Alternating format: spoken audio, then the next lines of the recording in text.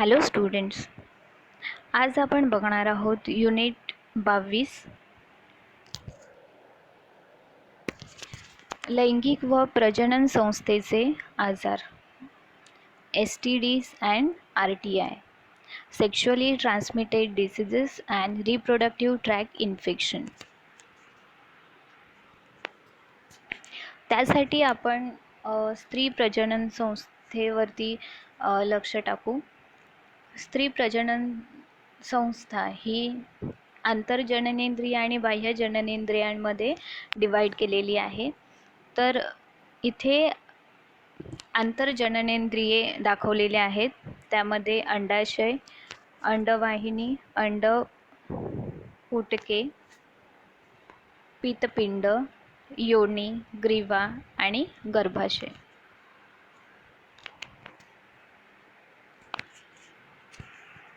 सगळ्यात प्रथम तर आपण प्रस्तावना बघू.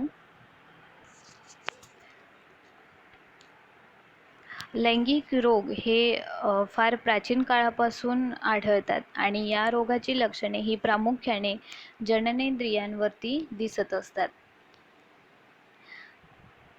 हे लैंगिक रोग म्हणजेच असे आजार किंवा असे इन्फेक्शन की जे एका व्यक्तीकडून दुसऱ्या व्यक्तीकडे स्प्रेड होऊ शकतात आणि ते स्प्रेड होण्यामागची कारणं म्हणजेच सेक्शुअल इंटरकोर्स एका किंवा अनेक पार्टनरसोबत असेल तर, ओरल किंवा जेनायटल कॉन्टॅक्ट असेल तर, IV ड्रग्ज किंवा माता गरोदर असताना जर तिला लैंगिक रोग असेल तर ते बाळाला ट्रान्समिट होऊ शकतात.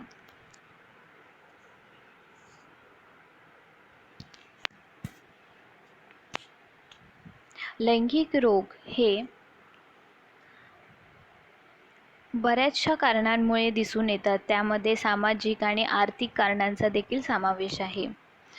त्यामुळे या रोगाविषयी उघडपणे बोलले जात नाही आणि हे रोग गुप्त राखले जातात. त्यामुळे या रोगांना गुप्तरोग असेही म्हटलं जातं. या रोगाची लक्षणे हे जननेंद्रियांसोबतच इतर भागांवरतीही दिसून येतात. उदाहरणार्थ त्वचा, मुख, डोळे इत्यादी ठिकाणी सुद्धा ही लक्षणे आढळून येतात.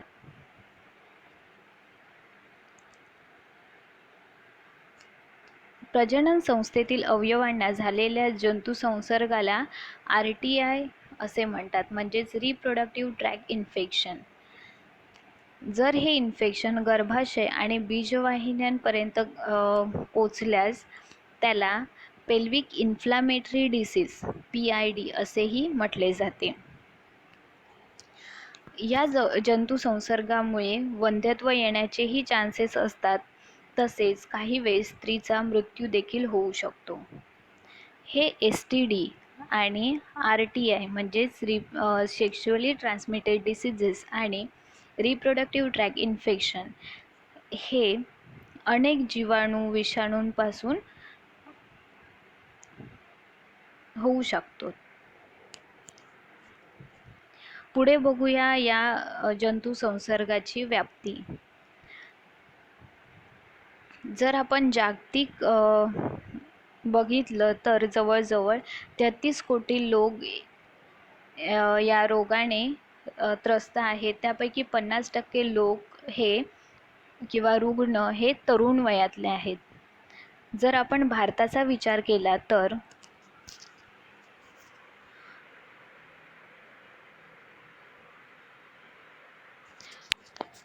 2002 ते 2003 यामध्ये केलेल्या सर्वेनुसार भारतामध्ये STD आणि RTI याचं जंतुसंसर्गाचा रेट जो आहे तो 6% लोकांमध्ये आढळून आलेला आहे. म्हणजे जवळजवळ 30 लाख लोकांना हा जंतुसंसर्ग असल्याचं समजतं. तसंच 2007, 8, 9 आणि 2009 ते 10 या कालावधींमध्ये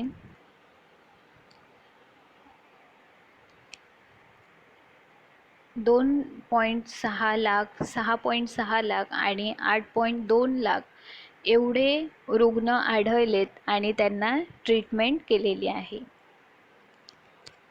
तसंच जर आपण लोकल कम्युनिटीचा विचार केला तर त्यामध्ये सुद्धा ह्या रोगाचे रुग्ण आपल्याला दिसून येतात.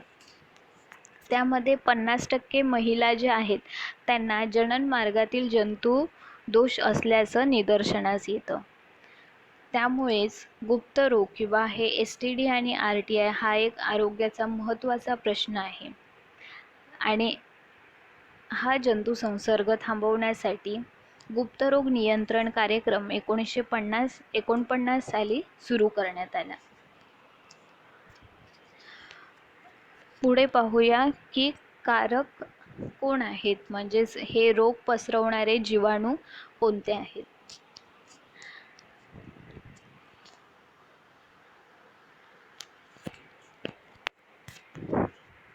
बॅक्टेरिया म्हणजेच जीवाणू, त्यांच्यामध्ये नायझेरिया गोनोरी, ह्याच्यामुळे गोनोरिया हा आजार होतो, म्हणजेच मराठीमध्ये परमा. क्लॅमिडिया ट्रॅकोमॅटिस, ह्याच्यामुळे क्लॅमिडिया होतो. ट्रेपोनेमा पॅलिडियम, ह्याच्यामुळे श्रॅकॉइड हा आजार पसरवला जातो. हेमोफिलिया ड्युक्रेली, ह्याच्यामुळे ग्रॅन्युलोमा इन्ग्वायनेल हा आजार पसरवला जातो. मायकोप्लाझ्मा होमिनीज, त्यानंतर युरिया प्लाझ्मा युरेलायटिकम, सी ग्रॅन्युलोमॅटिस आणि शिगेला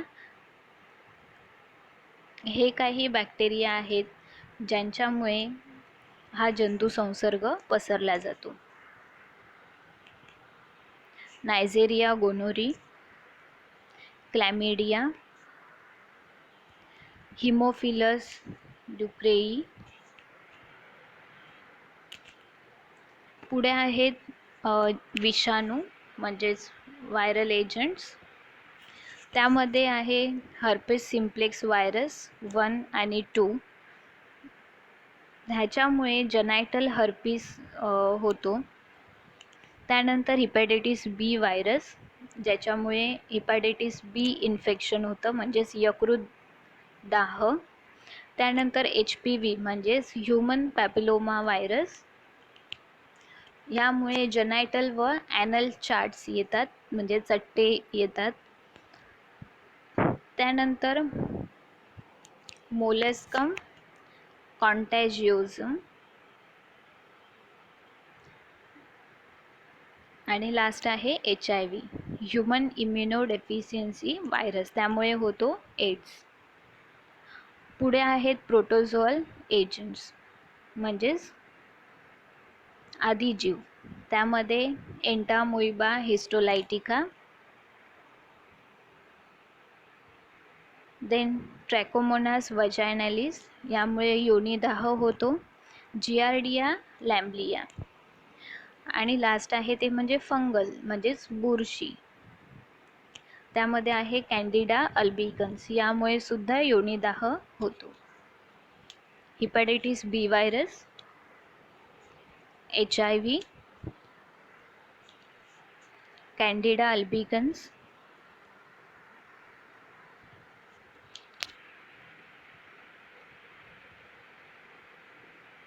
यापुढे आपण बघणार आहोत लैंगिक रोगाची कारणे.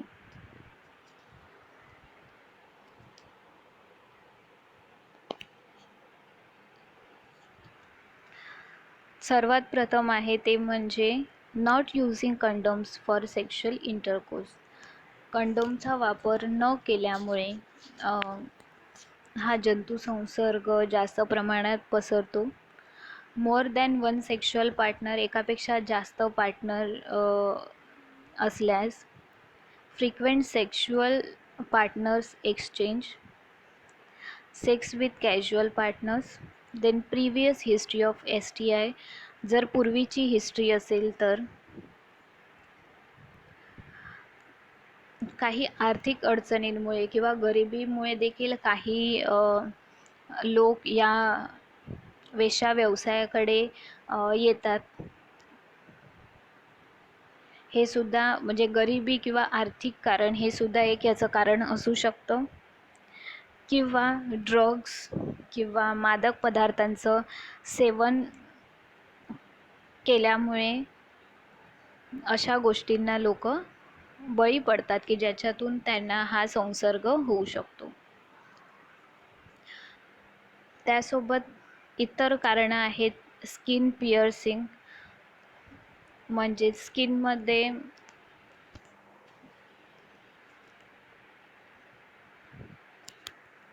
ज्वेलरी बसवून घेणं की ज्याच्यामध्ये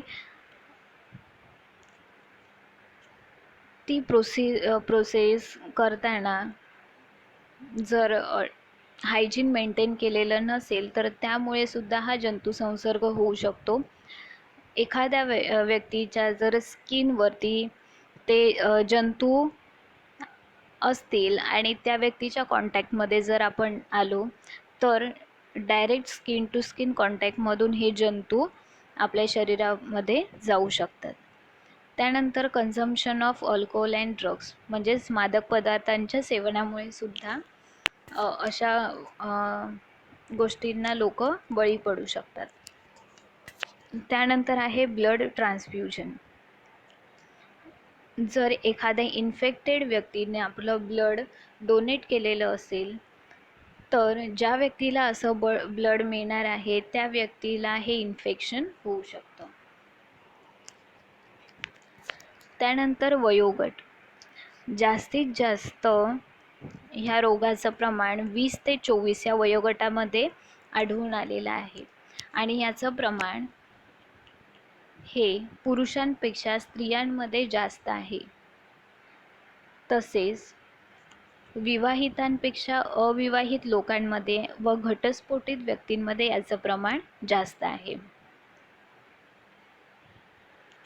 त्यासोबत इतर कारणं आहेत ते म्हणजे दुभंगलेली घरे, कौटुंबिक कलह, वैवाहिक असमाधान, सहज पैसा मिळवणे, औद्योगिकीकरण, गरिबी आणि मादक पदार्थांचे सेवन. या काही सामाजिक घटकांमुळे सुद्धा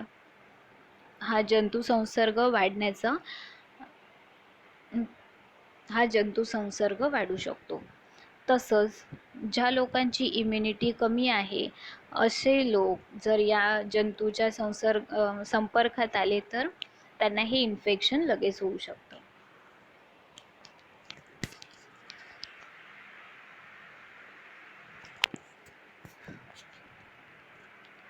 पुढे आहे लैंगिक रोगाचा प्रसार.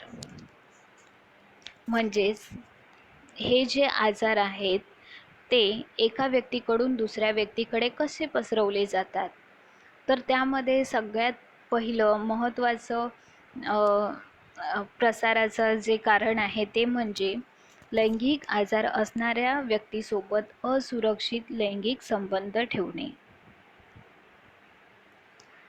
त्यानंतर दूषित वस्तूच्या वापरातून. जर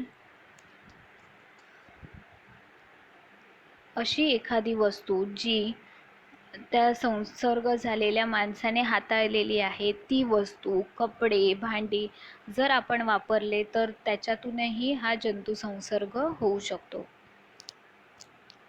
त्यानंतर आहे PV एक्झामिनेशन म्हणजेच योनिमार्ग तपासणी करत असताना जर त्या महिलेला हा आजार असेल तर तो योनिमार्ग तपासणी करणाऱ्या व्यक्तीला देखील होऊ शकतो.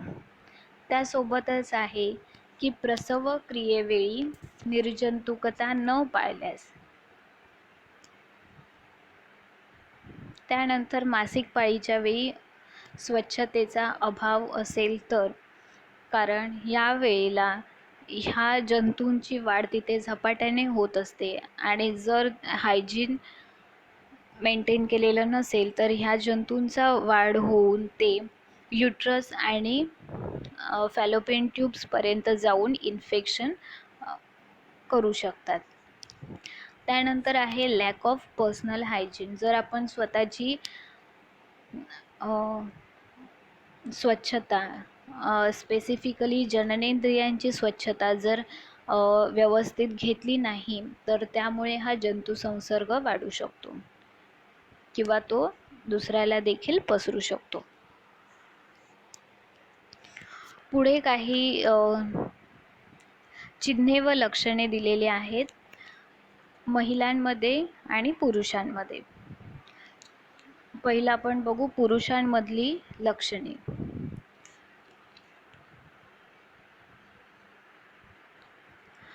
ग्रॉइन पेन म्हणजेच ओटीपोटामध्ये दुखणं, लघवीच्या वेळी जळजळ होणं, मिल्की डिस्चार्ज होणं पेनिसमधून,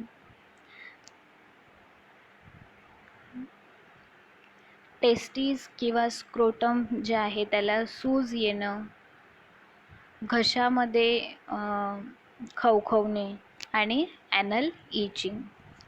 महिलांमध्ये लक्षणे आहेत ते म्हणजे अस्वाभाविक अंगावरून जाणे, त्यामध्ये पिवळसर, हिरवट किंवा पू सदृश्य दुर्गंधीयुक्त किंवा काही वेळेस रक्तमिश्रित स्राव जाऊ शकतो. त्यानंतर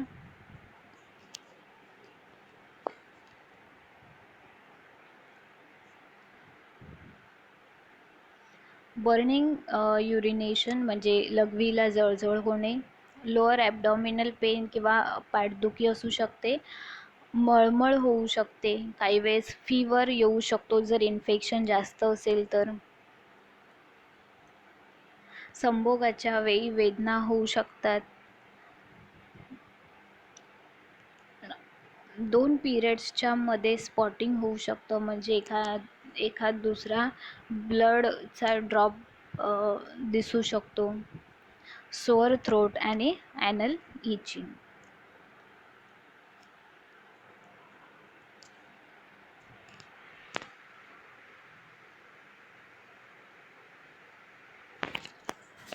यापुढे आपण डिस्कस करणार आहोत काही महत्त्वाचे लैंगिक रोग. त्यामध्ये आपण पहिलं बघू उपदंश म्हणजेच सिफिलिस. सिफिलिस हा रोग स्पायरोचेट आणि ट्रेपोनेमा पॅलिडियम ह्या कारक जंतूपासून होतो. या जंतूला मारण्यासाठी त्याला ड्राय करणं किंवा जास्त टेम्परेचरमध्ये कपडे वाळवणं किंवा जास्त टेम्परेचर किंवा एखादं डिसइन्फेक्टंट साबण ह्याने आपण ह्या बॅक्टेरियाला किल करू शकतो. ट्रेपोनेमा पॅलिडियम हा या सिफिलिसचा कारक जंतू आहे. यामुळे कंजेनायटल सिफिलिस होऊ शकतो म्हणजेच बाळाला जन्मतः हे इन्फेक्शन होऊ शकतं. त्यानंतर त्याच्या स्टेजेस आहेत प्राथमिक अवस्था, द्वितीय अवस्था आणि अंतिम अवस्था. त्याचं डायग्नोसिस हे आपण मायक्रोस्कोपिक एक्झामिनेशन खाली करू शकतो आणि त्याची ट्रीटमेंट ही बेन्झाथाइन, पेनिसिलिन आणि सेफ्ट्रियाक्झोन हे अँटीबायोटिक देऊन केलं जातं. पुढे आपण बघू याचा अधिशयन काळ आहे 9 ते 10 दिवस. म्हणजेच ट्रेपोनेमा पॅलिडियम हा व्हायरस, हा जीवाणू शरीरामध्ये वाढल्यानंतर साधारण 9 ते 10 दिवसांमध्ये त्याचे सिम्पटम्स दिसायला सुरुवात होते. याचे सिम्पटम्स म्हणजेच काय तर प्रायमरी सिफिलिसमध्ये म्हणजे प्राथमिक अवस्थेमध्ये वेदनारहित व्रण यायला सुरुवात होते आणि जांघेमध्ये गाठी तयार होतात. लसिका ग्रंथींच्या गाठी यायला सुरुवात होते. काही वेळेस ही कंडिशन कोणतीही ट्रीटमेंट न घेता 4 ते 6 आठवड्यांमध्ये पूर्णपणे बरी होऊ शकते. जर हे इन्फेक्शन वाढलं तर तो द्वितीय अवस्थेमध्ये हे इन्फेक्शन होतं. द्वितीय अवस्था म्हणजेच की ज्याच्यामध्ये त्वचेवरती चट्टे यायला सुरुवात होते. सगळ्यात पहिले चट्टे हे तोंडापासून सुरुवात होते. अंगावर, तोंडात, गुदद्वारावर हे चट्टे यायला सुरुवात होते. तसेच लसिका ग्रंथी आहेत त्यांना सूज यायला सुरुवात होते आणि त्यांच्या गाठी तयार होतात.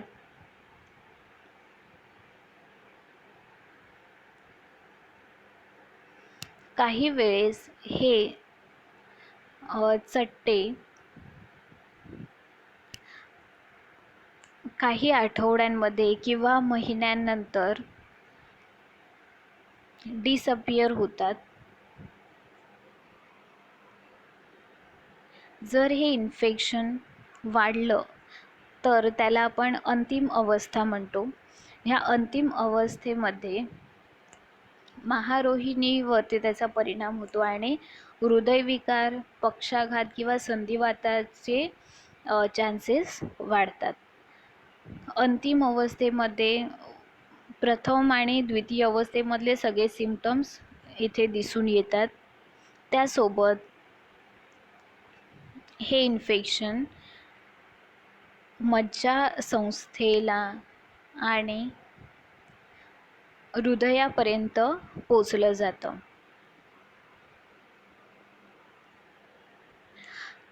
तर ह्याचं डायग्नॉसिस किंवा त्याचं रोगनिदान आपण कसं करू शकतो? एक म्हणजे हिस्ट्री घेणं, पेशंटचं एक्झामिनेशन करणं आणि त्याची लॅब इन्व्हेस्टिगेशन करणं. लॅब इन्व्हेस्टिगेशनमध्ये मायक्रोस्कोपिक एक्झामिनेशन करतो. जे स्किनवरती आलेले चट्टे किंवा जे व्रण आहेत त्याच्यातून जे काही डिस्चार्ज असतो तर त्याचं कल्चर करून आपण त्यातून फाइंड आउट करतो की हे कोणत्या प्रकारचा जीवाणू आहे. दुसरा रोग आहे ते म्हणजे गोनोरिया म्हणजेच परमा. ह्याचा कारक जंतू आहे नायजेरिया गोनोरी, जो ह्या गोनोरिया डिसीजचा संसर्ग वाढवतो. याचा अधिशयन काळ आहे 1 ते 4 दिवस. म्हणजे इन्फेक्शन झाल्यापासून साधारण 4 दिवसांमध्ये हे सिम्पटम्स दिसायला सुरुवात होते. त्यामध्ये सिम्पटम्स आहेत सर्व्हिसायटिस म्हणजे सर्व्हिक्सला इन्फेक्शन होणं, युरेटसना इन्फेक्शन होणं, वृषणग्रंथींचं इन्फेक्शन होणं आणि पेल्विक इन्फ्लॅमेटरी डिसीजेस.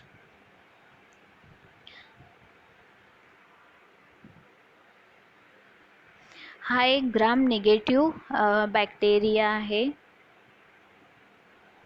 जो बॉडीच्या बाहेर वाढला जातो आणि मग तो शरीरामध्ये प्रवेश करून इन्फेक्शन वाढवतो.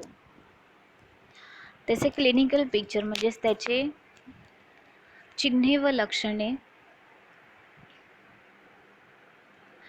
जर आपण त्याला वेळीच उपचार केले नाही तर ही कंडिशन क्रोनिक होते, म्हणजे खूप काळासाठी हे इन्फेक्शन टिकून राहतं. पुरुषांमध्ये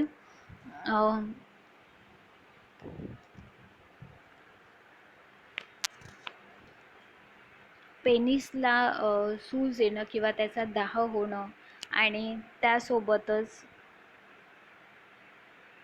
पू सदृश्य डिस्चार्ज देखील होऊ शकतो.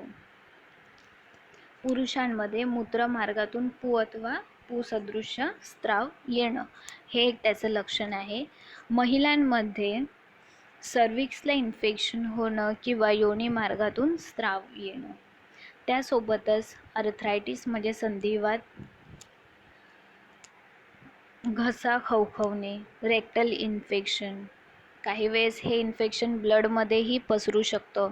हार्टला इन्फेक्शन होऊ शकतं. हे त्याचे सिम्पटम्स आहेत. डायग्नॉसिस, सेम हिस्ट्री कलेक्शन घ्यायचं आहे, पेशंटचं फिजिकल एक्झामिनेशन करायचं आहे आणि लॅब इन्व्हेस्टिगेशन. लॅब इन्व्हेस्टिगेशनमध्ये जे काही पुसदृश्य स्त्राव आहे तो आपल्याला लॅबमध्ये पाठवायचा आहे. पुढची कंडिशन आहे ते म्हणजे क्लॅमिडिया. क्लॅमिडिया हा आजार क्लॅमिडिया ट्रकोमॅटिस या जंतूमुळे होतो. त्याचा अधिशयन काळ आहे 1 ते 4 आठवडे. म्हणजेच इन्फेक्शन झाल्यापासून पहिल्या ते चौथ्या आठवड्यांमध्ये म्हणजे साधारण 1 महिन्यामध्ये ह्याचे सिम्पटम्स दिसायला सुरुवात होते. यामध्ये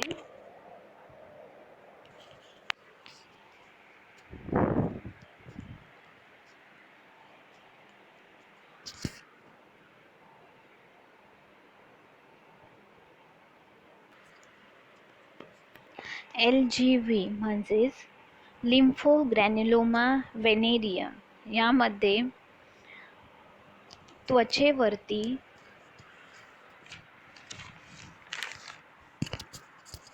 व्रण येतात, म्हणजेच स्किनवरती पॅचेस येतात आणि त्यासोबतच पेल्विक रिजनमध्ये गाठी यायला सुरुवात होते. त्यानंतर युरेटसला इन्फेक्शन होतं, सर्विक्सला इन्फेक्शन होतं आणि PID. ही आहे LGV म्हणजेच लिम्फोग्रॅन्युलोमा वेनेरियम, की ज्यामध्ये स्किनवरती हे पॅचेस येतात आणि त्यासोबत तिथल्या त्या भागातील ज्या लसिका ग्रंथी आहेत त्यांना सूज यायला सुरुवात होते. ह्याचे कॉजेस आहे ते म्हणजे क्लॅमिडिया ट्रॅकोमॅटिस बॅक्टेरियाचे इन्फेक्शन. हे बॅक्टेरिया ज्या महिलेला इन्फेक्शन झालेलं आहे किंवा ज्या पुरुषाला इन्फेक्शन झालेलं आहे त्यांच्या सिमेनमध्ये किंवा महिलांच्या वजायनल डिस्चार्जमध्ये हे प्रेझेंट असतात आणि हा विषाणू एका व्यक्तीपासून दुसऱ्या व्यक्तीकडे अगदी इझिली सेक्शुअल कॉन्टॅक्टमधून पास होऊ शकतो. याचे सिम्पटम्स आहेत ते म्हणजे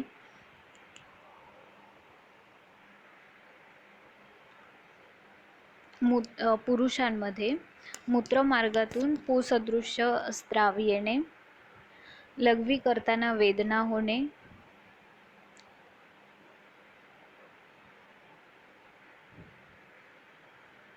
योनी मार्गातून स्त्राव येणं किंवा त्या ठिकाणी इचिंग होणं, टेस्टीजना सूज येणं. याचा डायग्नोसिस करण्यासाठी योनी मार्गाची तपासणी करणं गरजेचं आहे. त्यासोबत जो स्त्राव आहे त्याचा स्वॅब किंवा तो स्त्राव लॅबला पाठवलं जातं एक्झामिनेशनसाठी. याची ट्रीटमेंट आहे ते म्हणजे अँटीबायोटिक थेरपी, ज्याच्यामध्ये ॲझिथ्रोमायसिन आणि डॉक्सीसायक्लिन हे 2 महत्त्वाचे ड्रग्स दिले जातात.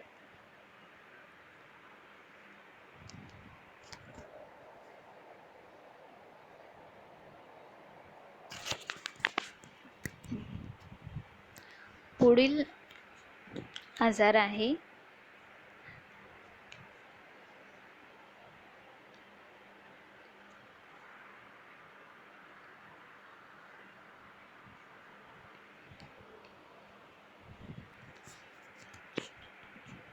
नागिन म्हणजेच हर्पेस सिम्प्लेक्स.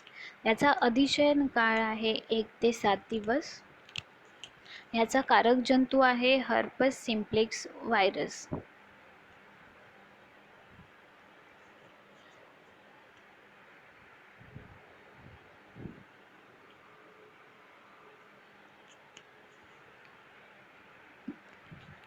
ह्यालाच दुसरं नाव आहे जेनायटल हर्पिस. हा रोग हर्पिस सिम्प्लेक्स व्हायरसमुळे पसरला जातो. यामध्ये 2 टाईप येतात, हर्पिस सिम्प्लेक्स व्हायरस 1 आणि हर्पिस सिम्प्लेक्स व्हायरस 2. HSV1 हा आहे तो जर प्रेग्नेन्सीमध्ये हे इन्फेक्शन झालेलं असेल तर HSV1 हा व्हायरस वाढणाऱ्या बाळाच्या तोंडावरती, मेनली लिप्सवरती ह्याचा परिणाम दिसून येतो. म्हणजेच तोंडाला चट्टे येणे, फोड येणे यासारखे. आणि HSV2 हा जो ग्रुप आहे हा मेनली जेनायटल हर्पिससाठी ओळखला जातो, ज्याची लक्षणे हे जननेंद्रियांवरती दिसून येतात. काही वेळेस हे एक्सचेंजेबल असतात, म्हणजेच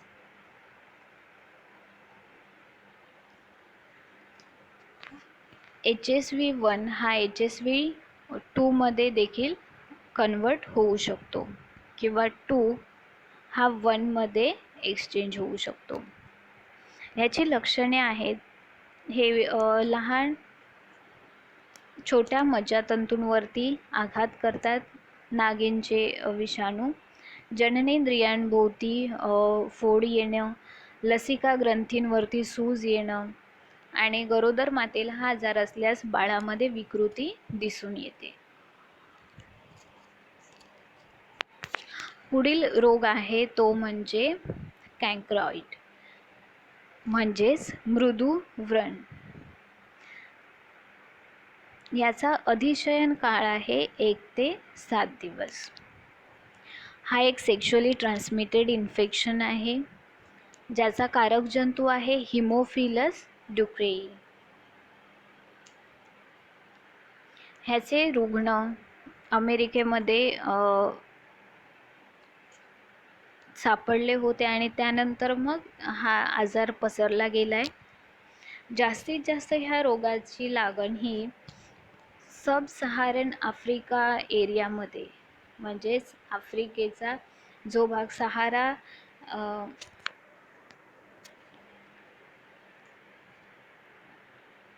एरियामध्ये आहे, या ठिकाणी त्याचे इन्फेक्शन जास्त दिसून येतं.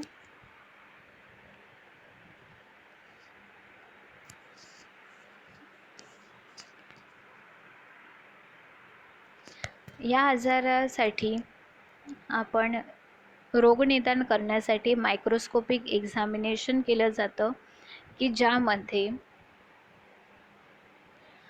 जखमेतून येणारा पस किंवा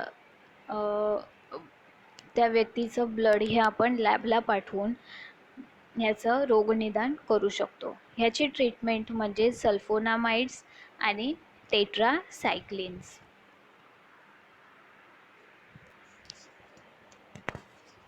तर आज या लेक्चरमध्ये आपण बघितलं की सेक्शुअली ट्रान्समिटेड डिसीजेस तसेच रिप्रोडक्टिव्ह ट्रॅक इन्फेक्शन्स असे रोग जे जननेंद्रियांवरती चिन्हे व लक्षणे घडवून आणतात, ज्याचा स्प्रेड हे जननेंद्रियांमार्गे होतो. तसंच या आजारांना गुप्त ठेवलं जातं, म्हणून या आजारांना गुप्त रोग असेही म्हटले जाते.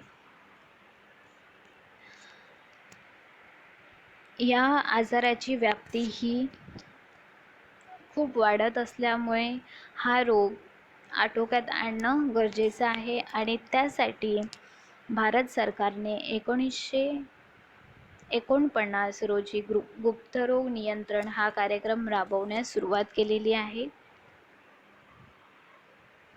हा रोग पसरण्यासाठी काही कारक जंतू जबाबदार आहेत. त्यामध्ये आहेत बॅक्टेरिया,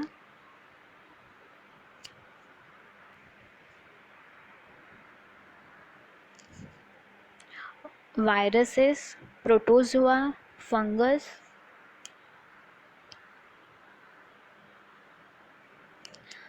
त्यानंतर आपण बघितली हे आजार पसरण्याची कारणे.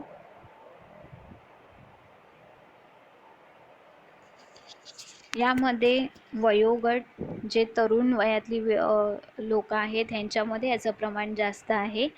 त्यासोबतच पुरुषांपेक्षा स्त्रियांमध्ये याचं प्रमाण जास्त आहे. विवाहितांपेक्षा अविवाहित तसेच घटस्फोटित व्यक्तींमध्ये याचं प्रमाण जास्त आहे. काही सामाजिक घटक देखील या गोष्टीला कारणीभूत आहेत. यामध्ये आहे वेश्या व्यवसाय, हा खूप महत्त्वाचं कारण आहे. त्यासोबतच आहे ते म्हणजे दुभंगलेली घरे, पती पत्नीमध्ये वेगळं असणं, कौटुंबिक कलह असणे, वैवाहिक असमाधान असणे, सहज पैसा मिळविणे, औद्योगिकीकरण, गरिबी किंवा मादक पदार्थांचे सेवन, एकापेक्षा अनेक व्यक्तींशी सेक्शुअल कॉन्टॅक्ट असणं.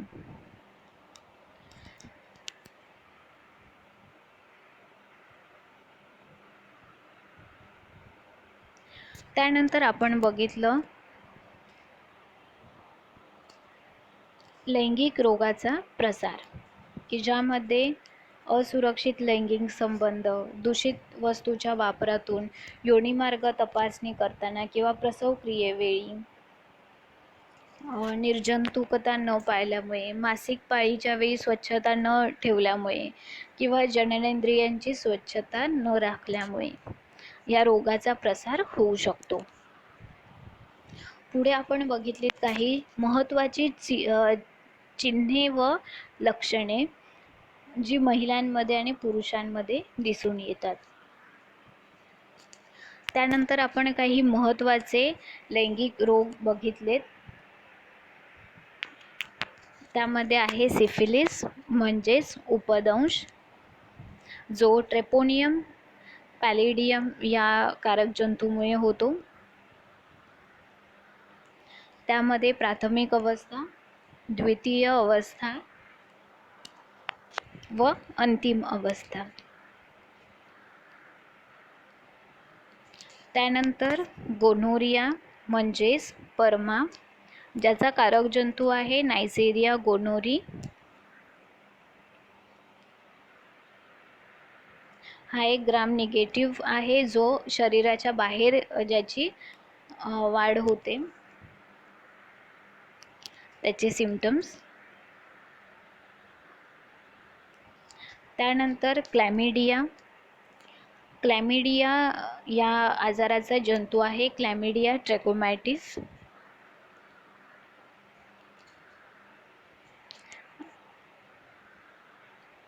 जो मेनली इन्ग्वायनल रिजनमध्ये ह्याची लक्षणे दिसून येतात.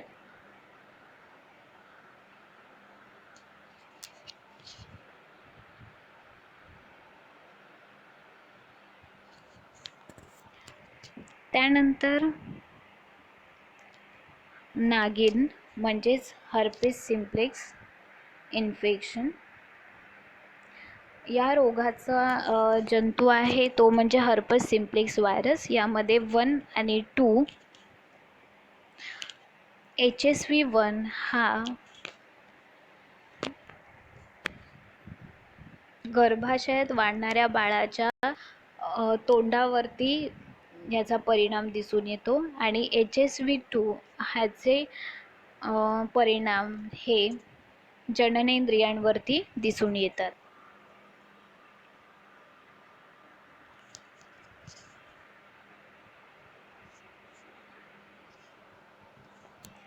त्यानंतर आहे मृदू व्रण म्हणजे स्कँक्रॉइड. या रोगाचा कारक जंतू आहे हिमोफिलस ड्युक्रेई.